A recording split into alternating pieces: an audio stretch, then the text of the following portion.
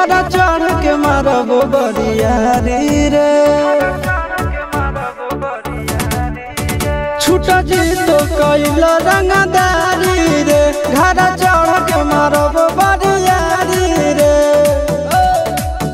तोरा बाप के न तोरा दादा के चिन्हबहु बेटा सब गोली मारबौ तैगो गिनबौ तोरा बाप के न तोरा दादा के चिन्हबहु बेटा सब गोली मारबौ तैगो गिनबौ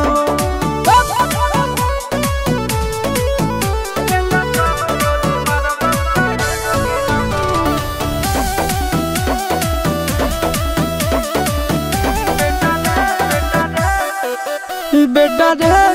काटा से ठोक देबौ चिमनी के भाटा में झोंक देबौ देखबौ कवन बाप बचैतौ तोरा प्रशासन के गाड़ी भी रोक देबौ बेटा जी सुनो बेटा रे काटा से ठोक देबौ चिमनी के भाटा में झोंक देबौ देखबौ कवन बाप बचैतौ तोरा प्रशासन के गाड़ी भी रोक देबौ तोरा जैसन के हम खड़े खड़े गिनबौ बेटा सब गोली मारबौ तैगो गिनबौ तोरा बाप के न तोरा दादा के चिन्हबौ बेटा सब गोली मारबौ तैगो गिनबौ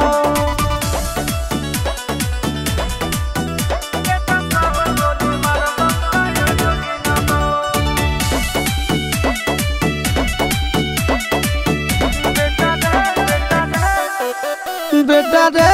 दौड़ा के बाजार में मारबौ गोली तोर कपार में रंगदारी जे करभी बिहार में गड़ देबौ गंगा जी किनार में इतना मार पड़तो न बेटा बेटा रे दौड़ा के बाजार में मारबौ